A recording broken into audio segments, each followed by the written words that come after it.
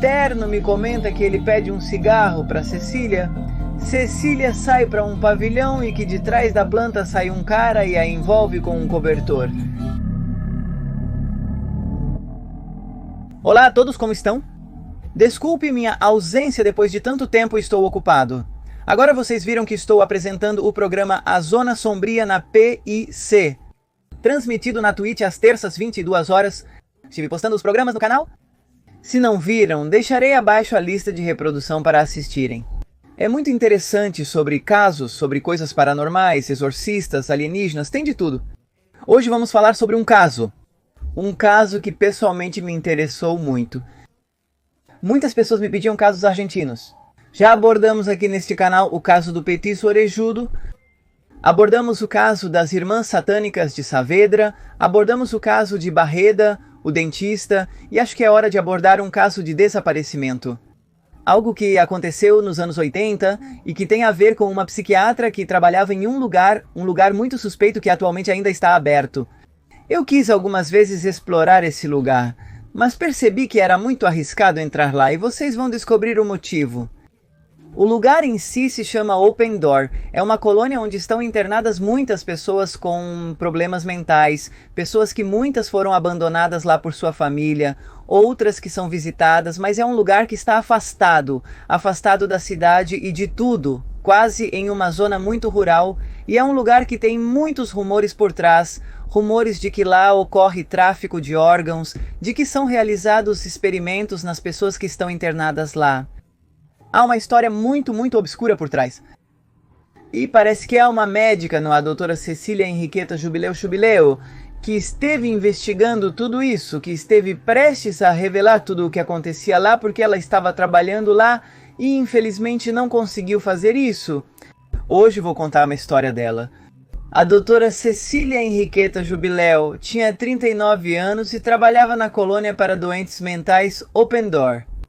Isso fica em Torres, perto de Luján, localizada na província de Buenos Aires, na Argentina, como já disse, em uma área rural, em uma área de florestas, longe da cidade, um lugar de difícil acesso se você não tem seu próprio transporte. Ela foi vista pela última vez na noite de 16 de junho de 1985, quando um enfermeiro e um de seus pacientes trocaram algumas palavras com ela ao vê-la em um corredor. Depois disso, o último que a viu foi seu assassino.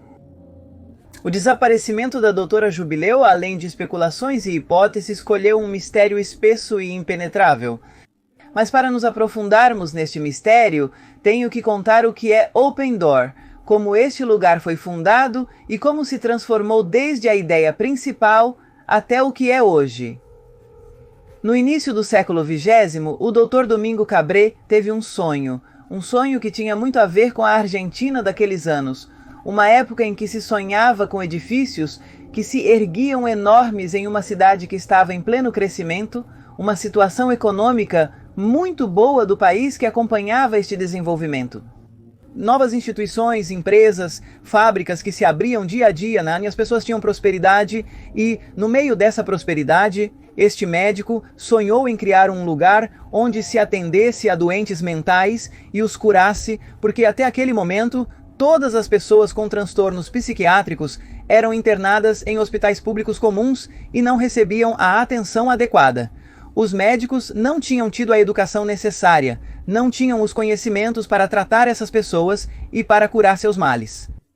Então, Domingo Cabré decidiu abrir um hospital que se especializasse nestes problemas e lá poder acomodar todas estas pessoas que não tinham dinheiro para pagar um tratamento, mas, no entanto, mereciam ter um bom tratamento por parte dos médicos e curar-se de seus males. O projeto do Dr. Cabré foi iniciado no ano de 1906 e conseguiu se concretizar no ano de 1915, quando esses fatos ocorreram. O lugar, que tinha o nome oficial de Dr. Domingo Cabré, mas era conhecido como Colônias Montes de Oca ou Colônia Open Door, ocupava 600 hectares na vila chamada Torres, nas proximidades de Luján, a 60 quilômetros de Buenos Aires, no ano de 1985. Que é quando isso acontece, a vila tinha 1.500 habitantes e centenas desses habitantes trabalhavam dentro da colônia Open Door, realizando múltiplos serviços, desde serviços de enfermagem até serviços de limpeza, cozinha, manutenção e outros. Muitos haviam recebido o posto de seus pais. Era algo que se passava de pai para filho, ou então por recomendação, mas grande parte dos habitantes da vila trabalhavam nesse lugar. Open Door era um lugar, uma colônia autossuficiente. Praticamente não precisavam ir fazer compras em outro lugar, porque tinham seus próprios animais, suas próprias colheitas. Era um lugar onde podiam concentrar tudo e criar uma colônia fechada, sem a necessidade de socializar ou sem a necessidade de se afastar do lugar para ir buscar provisões.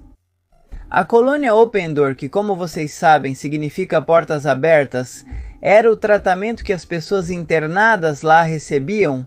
Abrigava aproximadamente 1.200 doentes mentais, pessoas com problemas psicológicos, problemas psiquiátricos, que lá recebiam um tratamento. Essas pessoas estavam distribuídas em 12 pavilhões que se erguiam sobre um edifício central que tinha uma construção similar a um castelo normando. Além disso, o lugar tinha um caminho muito longo para transitar. Tinha floresta ao redor e até mesmo tinha sua própria lagoa. Open Door foi concebido como um asilo aberto, no qual a paz ao redor atenuaria a dor das pessoas internadas lá. Mas isso não era o que acontecia. Open Door era uma filial do inferno. A doutora Cecília Jubileu nasceu no ano de 1946 e estudou medicina na Universidade de Córdoba. E nos anos 60 participou de várias marchas porque ela era partidária da esquerda. Ela participava de greves e protestos e outros. Inclusive no ano de 1969 ela participou do famoso Cordobazo, um protesto de estudantes que tomaram as ruas das universidades de Córdoba. Foi durante todo esse movimento que Cecília conheceu um homem chamado Pablo Chabrol. Ela se apaixonou por esse homem, casaram-se e foram morar em Gijón, na Espanha. Lá, Cecília tentou revalidar seu título, mas as tentativas duraram muito pouco, assim como o casamento. Eles ficaram casados apenas por 1 ano, e ela retornou para a Argentina. Já separada e sem ideias de formar um novo casal, a doutora se concentrou em seus estudos. Foi assim que, em 1973, ela se formou. Finalmente ela se formou em medicina, na Universidade de Córdoba. Residiu em Campana, onde trabalhou em uma clínica metalúrgica. Mas no ano de 1974, ela recebeu uma posição neste asilo chamado Open Door e passou a morar na pequena cidade de Luján, que ficava relativamente perto deste manicômio. Alugou uma casa na rua Humberto Primo e também um consultório na cidade de Torres. Aqui uma placa metálica colocada na frente deste consultório dizia Doutora Cecília Jubileu Médica Clínica. Ela vivia sozinha e, em muito pouco tempo, se tornou muito querida pelas pessoas da cidade que iam fazer suas consultas e nem sempre tinham dinheiro para pagar, mas mesmo assim ela os atendia igual. Além disso, ela trabalhava na Open Door, onde lidava constantemente com a dor das pessoas internadas lá. E no seu tempo livre, ela se dedicava ao estudo da doença de Chagas, talvez estivesse se preparando para algum doutorado, algo assim. Alguma pesquisa especial por parte dela. Quando desapareceu, investigadores e imprensa começaram a apurar o caso. Sua vida privada, queriam saber se ela tinha algum parceiro, se vivia sozinha o tempo todo, qual era sua orientação sexual, e começaram a descobrir que ela tinha saído com um médico de Campana, com um contador de Capital Federal, que tinha comprado alguns hectares até mesmo em Tigre, que tinha feito um depósito a prazo com seu colega de Campana, e até se especulava que ela tinha tido alguns romances com algumas colegas enfermeiras. As pessoas da cidade, em nenhuma cidade tão pequena, falavam e começavam a inventar histórias, mas na verdade não havia nada concreto. Até mesmo uma de suas colegas enfermeiras ficou muito irritada com o nível de perguntas que os jornalistas faziam, as perguntas indiscretas, porque diziam que no final das contas, o que tinha a ver o que eles estavam perguntando com o desaparecimento da doutora ou com seu trabalho profissional? No final das contas, descobriram que a única pessoa que sabia todos os segredos de Cecília Jubileu era sua mãe Maria Lanzetti, de 60 anos de idade, no momento desses acontecimentos. Ela morava em Córdoba e a doutora escrevia muitas cartas para ela o tempo todo. Constantemente, ela enviava correspondências para sua mãe, contando sobre sua vida, suas experiências, seu trabalho e mais. Um semanário, quando tudo isso aconteceu, publicou algumas dessas cartas. Eles conseguiram essa correspondência e nela podiam ler frases como: quero ter um filho, formar um lar, esperar pelo meu marido quando ele chega do trabalho. Estou em conflito comigo mesmo, me sentindo despedaçado, sem saber o que está acontecendo. Todas essas questões levantaram muitas dúvidas sobre a vida privada da doutora. Mas como já mencionei, nada disso foi visto de fato. Nada pôde ser comprovado. Não havia nenhuma prova concreta de nada. Se ela tinha algum tipo de parceiro estável, ou o que aconteceu com os diferentes relacionamentos que ela estabeleceu durante sua estadia nesta pequena cidade de Lujan e seu trabalho na cidade de Torres, no Open Door.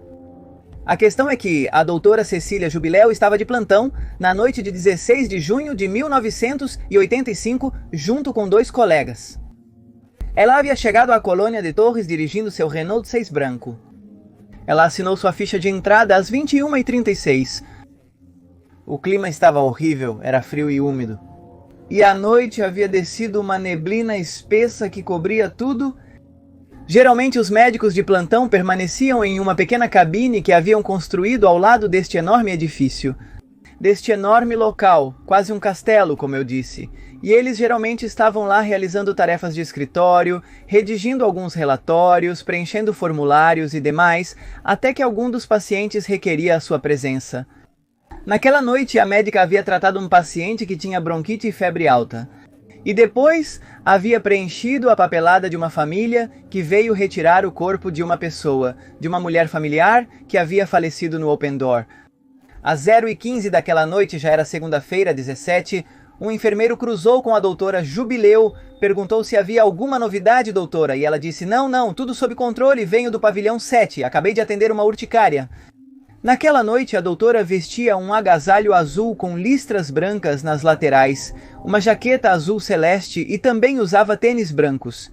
O pavilhão 7 que ela mencionou ficava a 500 metros da casa médica onde ela havia residido até aquele momento, e ela havia feito todo esse trajeto a pé, mas ela nunca foi e voltou sozinha. Havia um paciente chamado Miguel Cano que havia ido buscá-la na casa médica e a levou até o local onde precisavam dela, e depois a acompanhou de volta. Por que este paciente havia ido buscar a doutora? Bem, porque misteriosamente naquela noite o comutador telefônico do Open Door não estava funcionando. Então, quando algum interno precisava da ajuda da profissional, tinha que ir buscá-la na casa médica. Imaginem que esta noite era muito escura. Como já disse, havia uma névoa que cobria tudo, e a única luz que existia eram as luzes de mercúrio que estavam dispostas ao longo do corredor que unia a casa médica à entrada principal do Open Door. Nos lados, tanto à esquerda quanto à direita, reinava uma profunda e densa escuridão. Foi assim que transcorreu a noite. Amanheceu. Era manhã do dia 17. Toda a colônia acordou ainda à luz espessa daquela segunda-feira. Por quê? Porque o mau tempo ainda continuava. Estava nublado, então os poucos feixes de luz que atravessavam não davam uma luz completa. O sol estava apenas nascendo quando os médicos que entraram para fazer o turno da manhã notaram que o Renault da doutora Jubileu ainda estava estacionado ao lado da casa médica. Então eles disseram que estranho ainda está lá. Foram vê-la e, ao abrir a porta dessa casinha, encontraram que a cama estava sem fazer. As passas nas quais ela havia estado trabalhando estavam abertas na mesa. Havia uns sapatos de cor marrom, dispostos ali ao lado da cama. Mas não encontraram nenhum rastro da doutora Cecília Jubileu. Além disso, havia desaparecido sua maleta, a maleta médica com todos os seus elementos que utilizava para realizar seu trabalho. O que aconteceu? Foi um chamado de emergência? Alguém na vila? Ela não pôde deixar um bilhete avisando de sua saída apressada? Que estranho. Alguém tinha vindo visitá-la? Alguém havia solicitado sua presença? Algo extremamente estranho estava acontecendo. Passou aquele dia, passou o dia seguinte e o outro. E não havia pistas da doutora Cecília Jubileu. Tanto seus colegas quanto seus conhecidos, seus familiares começaram a se preocupar. Começou a investigação para descobrir o paradeiro dela. Começaram a procurar pistas, rastros, a falar com testemunhas. A última pessoa que havia falado com ela havia sido este paciente, este homem que a havia ido buscar na casa médica. A última frase conhecida da doutora Jubileu havia sido: "Fique tranquilo, eu vou descansar um pouco." Depois ela não foi mais vista. Nenhum movimento estranho, nenhuma pessoa que não fosse do local apareceu na colônia Open Door naquela noite de domingo, nem durante o decorrer da segunda-feira. No entanto, a doutora Cecília Jubileu havia desaparecido sem deixar rastros. Assim começou a dolorosa e lenta investigação sobre o desaparecimento da doutora, conduzida pelo juiz federal Dr. Héctor Heredia. De repente, a tranquila colônia foi invadida por um monte de estranhos que realizaram a investigação. Havia policiais com matilhas de cães treinados para farejar cadáveres, rastros de pessoas percorrendo cada corredor do lugar. Havia um helicóptero rastreando com sua luz, com seu foco, cada trilha da floresta que cercava o Open Door. A polícia começou a investigar, começou a ver os sótãos que estavam fechados, os porões. Eles até fizeram abrir 2 pavilhões que haviam sido fechados. Revisaram cada centímetro da colônia Open Door. No entanto, a doutora Cecília Jubileu não aparecia. A família de Cecília, angustiada com toda essa situação, decidiu contratar um advogado que começou sua própria investigação, o Dr. Marcelo Parrelli. Ele encontrou um dado muito perturbador. Cecília havia abastecido o tanque do seu carro, havia ido a um posto de gasolina, havia pedido para encherem e tinha o tanque cheio de gasolina na tarde de domingo. No entanto, quando foram investigar o carro, quando começaram a procurar pistas, não havia nenhuma gota de combustível no tanque do Renault. Outro dado chamativo, o paciente que havia ido buscar a médica na casa médica havia visto em um momento sair uma maca funerária. Claro, ele pensou que era a família que havia passado, que havia ido buscar a mulher que havia falecido recentemente. Estavam transportando seu cadáver para sepultá-lo. No entanto, ele também viu um estranho carro com vidros polarizados rondando o Open Door. A funerária disse que aquele carro não era deles. Ninguém sabia de onde ele tinha vindo. Todo o pessoal da colônia Montes de Oca foi interrogado minuciosamente. Pelo visto, ninguém sabia de nada. No entanto, havia outros testemunhos. Testemunhas mudas. Estou falando desses 1.200 pacientes psiquiátricos que estavam internados no local. Essas pessoas poderiam ser interrogadas? Era confiável o testemunho de pessoas que haviam sido internadas por terem delírios, por terem problemas psicológicos, por alucinarem? A polícia se viu em uma situação bastante difícil. As pessoas que poderiam dar um testemunho que era digno de confiança, aparentemente, ou estavam mentindo ou genuinamente não sabiam nada. E os possíveis testemunhas dos fatos, aqueles que talvez tivessem ouvido algo, aqueles que talvez tivessem visto algo, não estavam em condições de dar uma declaração coerente e que fosse digna de ser levada a sério por um júri. Foi aí que os investigadores e a polícia começaram a investigar, como já lhes disse, a vida privada da doutora que, como se sabe, teve vários amantes, era uma pessoa jovem, era uma pessoa bonita, de boa aparência, por isso teve muitos amantes e pessoas com quem se relacionou. Todas as pessoas que foram interrogadas, tanto homens quanto mulheres, saíram livres deste interrogatório, nenhum parecia ser um suspeito. A doutora Cecília Jubileu trabalhava, estudava taekwondo, estudava canto e também fazia parte de um coral na cidade de Lujan. Tinha muitas amizades em Torres e até estabeleceu uma relação muito próxima com uma mulher chamada Vovó Belido, uma idosa muito querida na vila, uma senhora pobre que não tinha nenhum familiar e que a doutora havia adotado como uma segunda mãe. Às vezes a doutora Cecília visitava uma menina de 8 anos que era sua afilhada. Frequentemente essa garota também dormia na casa dela. Inclusive naquela noite de domingo era para ela ficar para dormir na casa da sua madrinha, mas Cecília disse para ela não ir. Será que isso era uma pista? Ela sabia o que estava prestes a acontecer? Foi aí que começaram a surgir várias hipóteses. Uma delas falava que o passado tumultuado do país havia afetado diretamente a vida de Cecília. Como já lhes disse, ela havia participado de certos partidos de esquerda em sua juventude, havia militado nesses partidos políticos, havia sido parte de protestos, de marchas contra o governo, e mesmo que seu ex-marido Pablo Chabrol não tivesse nenhum antecedente criminal, seus 2 irmãos haviam sido militantes do Exército Revolucionário do Povo e até mesmo constavam na lista de desaparecidos da Comissão Nacional sobre o desaparecimento de pessoas. Além disso, o pai desses 2 jovens, ou seja, o ex-sogro de Cecília, havia sido detido por estar investigando por conta própria sobre o desaparecimento de seus filhos. Mas a suposta conexão política não conseguiu avançar porque não foi encontrado nenhum ponto influente ou importante que relacionasse todos esses movimentos com o desaparecimento de Cecília. Falou-se de outras hipóteses. Também se disse que ela havia sido sequestrada para pedir um resgate, mas no entanto sua casa na rua Humberto Primo foi revistada e encontraram dentro de uma lata escondidos suas economias. Havia $3.000. O dinheiro permaneceu intocado e nenhum resgate foi exigido por ela. Também se considerou a possibilidade de um dos pacientes atacá-la.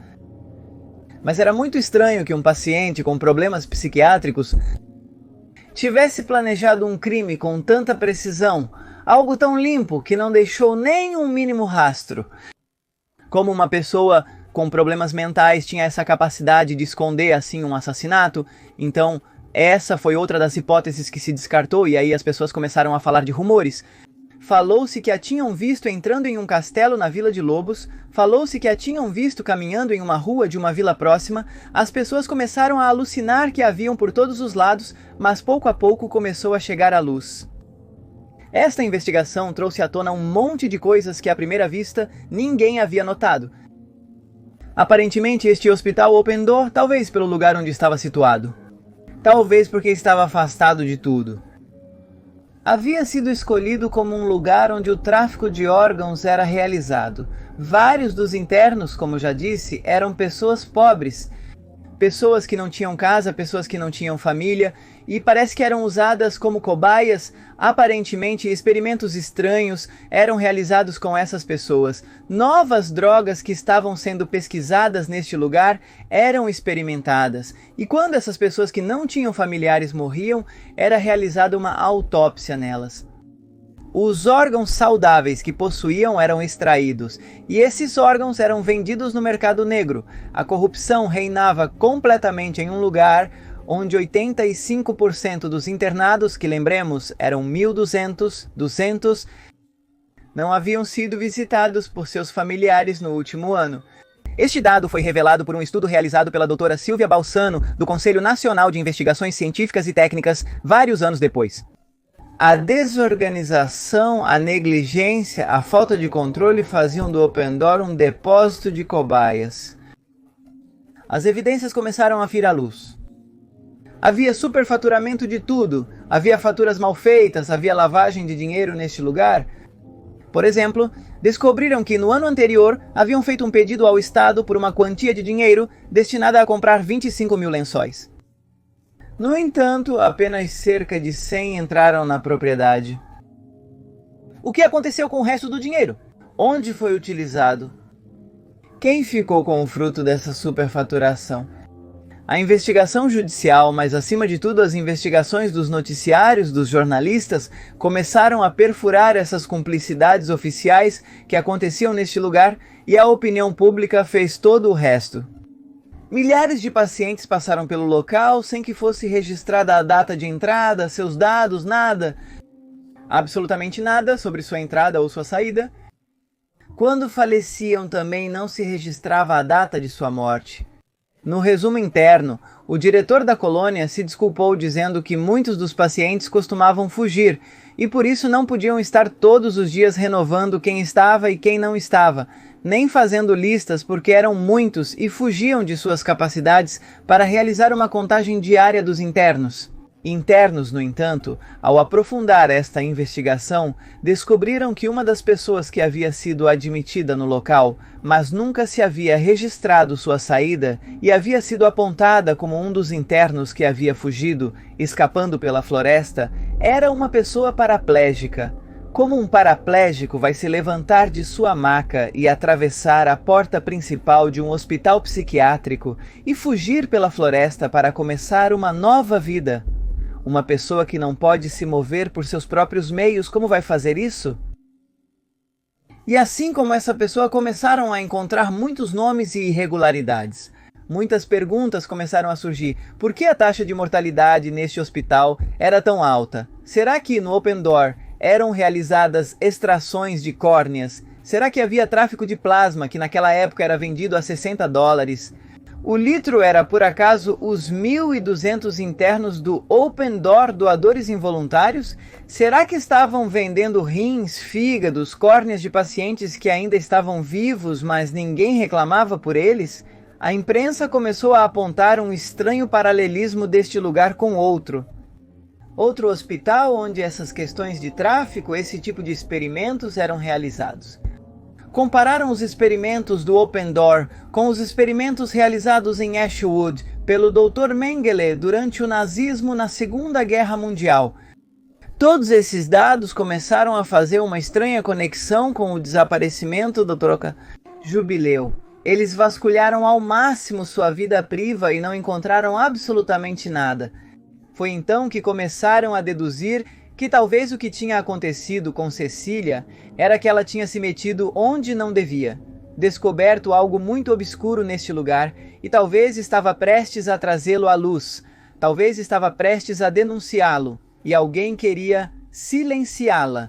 O inquérito foi aberto contra todas essas irregularidades que aconteciam no Open Door. Inclusive, neste inquérito se falou que muitas dessas enfermeiras, as mulheres que talvez estavam apenas começando a dar seus primeiros passos no mundo da medicina, eram assediadas sexualmente neste lugar. E até mesmo algumas delas talvez eram obrigadas a se prostituir. Descobriu-se que pacientes, mulheres do Open Door, haviam engravidado e nada se sabia do paradeiro de seus filhos. Alguns jornalistas que estiveram investigando este caso, como por exemplo Henrique Stresch, foram ameaçados de morte. Na British Broadcasting Corporation de Londres, foi lançado um documentário sobre tráfico de órgãos em todo o mundo, e mais de meia hora deste documentário estava centrado no que acontecia na colônia Open Door. Esta investigação foi realizada por Bruce Harris, que encontrou um monte de coisas que tanto os investigadores argentinos quanto a imprensa argentina haviam ignorado. A repercussão deste documentário, deste programa de TV, foi enorme. O Dr. Eliseu Sanches, que era o diretor do Open Door, foi julgado, considerado culpado e detido por essas irregularidades, por todos esses acontecimentos que foram encontrados neste hospital psiquiátrico. Ele morreu na prisão, sem fornecer qualquer informação que esclarecesse o mistério. A imprensa continuou falando durante muitos anos e até começaram a acontecer um monte de fatos estranhos. Poderia-se dizer sensacionalistas. Havia mentalistas que, com programas de televisão, se aproximaram e disseram que o corpo da doutora estava em um poço, em um aljibe que havia neste lugar. Outros diziam que estava enterrado em outro lugar do campo.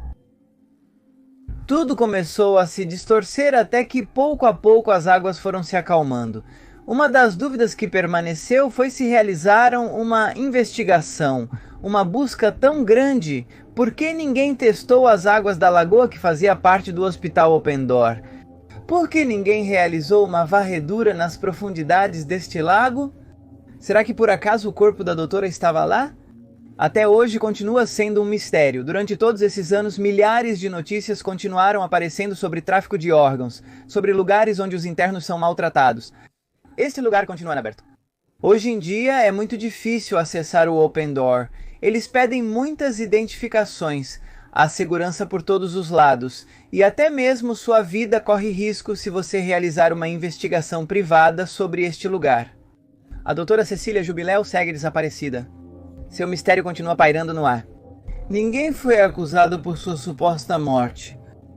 E até aqui, a investigação de hoje. Espero que tenham gostado do caso da doutora Cecília Jubileu, o tráfico de órgãos que ocorreu neste lugar, no Hospital Open Door, que, como eu digo, continua aberto e pode ser visitado até nos fóruns, onde eu investigava as explorações urbanas, onde eu encontrava lugares para investigar. Várias pessoas conseguiram entrar, mas contaram que apareceram pessoas da segurança, as repreenderam, as ameaçaram com armas e as expulsaram de maneira rude deste lugar. Nós planejamos ir várias vezes, mas realmente se complicou muito porque o Hospital Open Door é de muito difícil acesso. Talvez um dia possamos realizar essa investigação. Agora quero que deixe aqui embaixo o que você pensa sobre este caso. Gostou? Se gostou, por favor, deixe seu like e inscreva-se se ainda não o fez. Quando chegarmos a mais de 10.000 likes, vou lançar um novo caso de investigação, de mistérios, de desaparecimentos ou de crimes. Meu nome é Magnus Mephisto e espero que tenham gostado do vídeo de hoje. Podem me contatar no meu Instagram que está aqui embaixo na descrição. Nos veremos certamente no próximo vídeo.